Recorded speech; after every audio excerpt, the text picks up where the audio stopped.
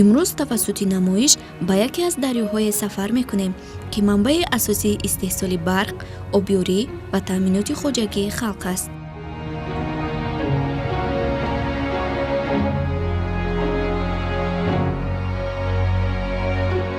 дарёи вахш.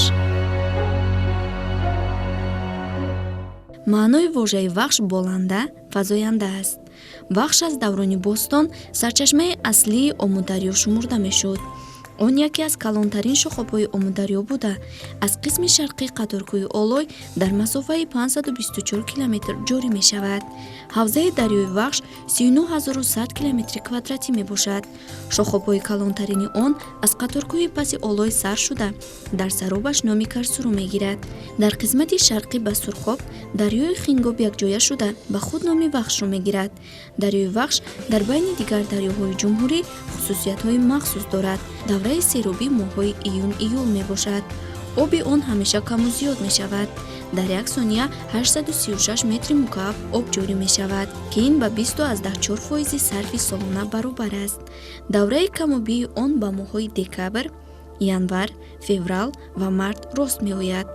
дарёи вахш яке аз дарёҳои аҳамиятноктарини Тоҷикистон буда, барои обёрии заминҳои пахтакор ва дигар зироатҳои водии вахш мавриди истифодаи васеъ қарор мегирад.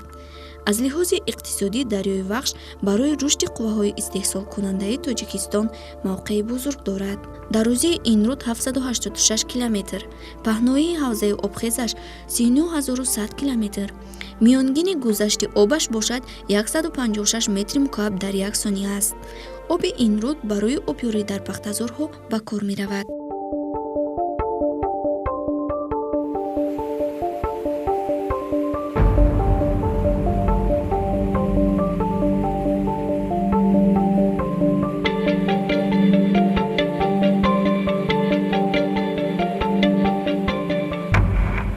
дарёи вахш манбаи нерӯи барқии хеле бузург аст.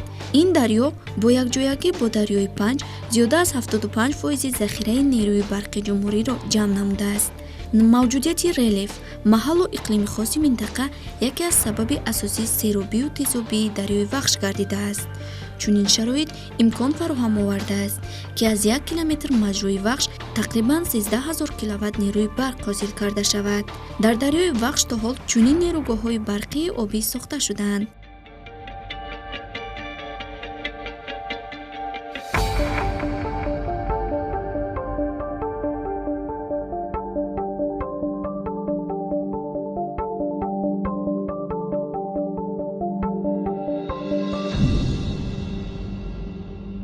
дар нерӯгоҳи барқии оби Сарбанд 3 гидроагрегати иқтидорашон 45000 киловатт ва 3 гидроагрегати иқтидорашон 35000 киловатт насб карда шудаанд. иқтидори умумии муайяншудаи нерӯгоҳи барқии оби Сарбанд 240000 киловаттро ташкил медиҳад. ду агрегати аввалини нерӯгоҳ соли 1962 ва 4 агрегати дигар соли 1963 ба кор даромадаанд.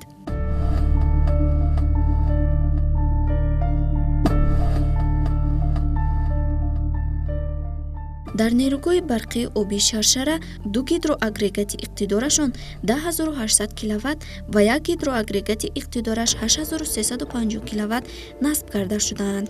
иқтидори умумии муайяншудаи нерӯгоҳи барқии оби Шаршара 29950 киловаттро ташкил медиҳад.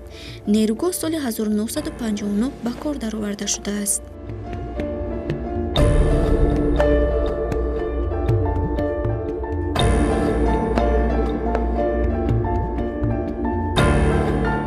дар нерӯгоҳи барқии обии марказӣ ду гидроагрегати иқтидорашон 7550 киловатт насб карда шудаанд.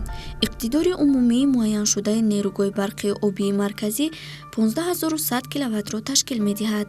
нерӯгоҳ соли 1964 ба кор дароварда шудааст.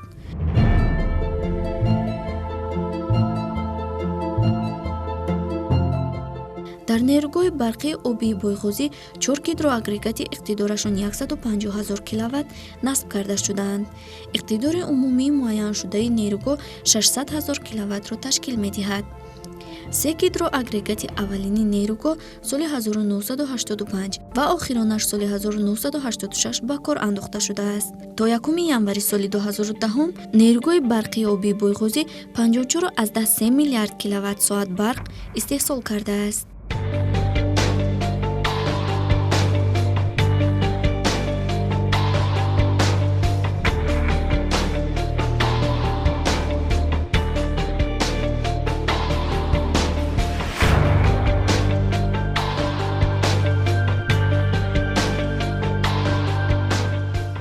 нерӯгои барқии обии Норак ба номи Турсун Улҷабоев.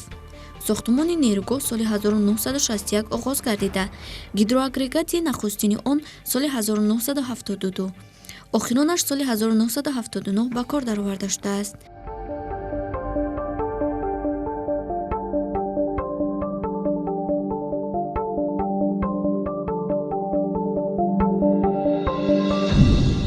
дар нерӯгоҳи барқии обии Норак 9 гидроагрегати иқтидори лоиҳавиашон 3000 киловатт насб шудаанд. иқтидори умумии муайяншудаи нерӯгоҳ 3000 киловаттро ташкил медиҳад.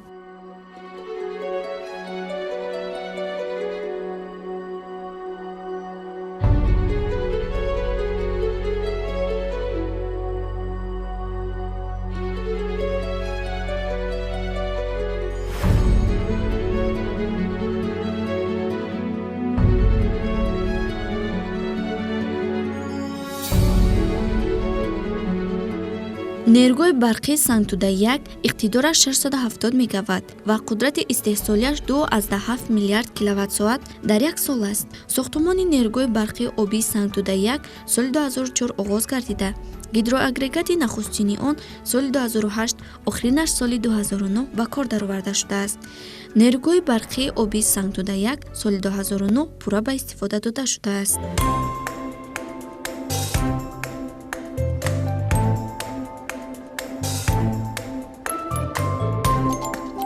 нерӯгои барқии обии Сангтуда-2.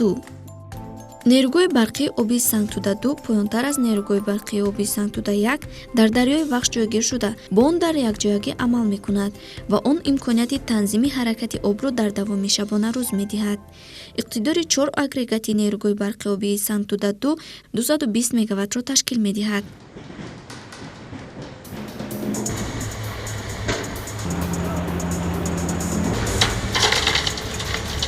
нерӯгои барқии обии Роғун.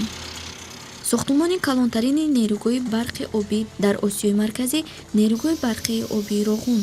нерӯгои барқии обии Роғун бо иқтидори 3600 мегаватт, беш аз 17 миллиард киловатт-соат калонтарин нерӯгои барқии обӣ дар минтақа хоҳад буд. хулоса дар дарёи Вахш бо мавқеи ҷойгиршавӣ ва аҳамияташ барои хоҷагии халқи кишвар ва минтақа назир надорад.